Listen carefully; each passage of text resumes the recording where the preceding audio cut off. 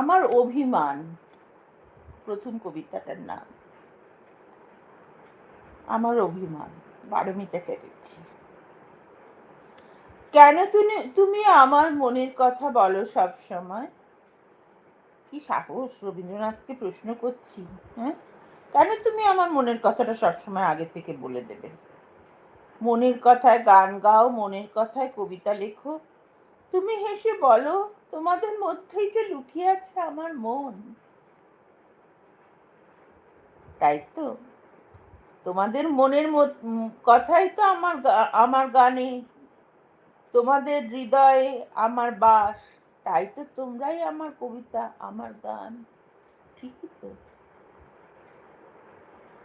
আমাদের হৃদয়ে তো তার বাস। তাই তো আমরাই তার কবিতা ছিলাম, আমরাই তার গান ছিলাম।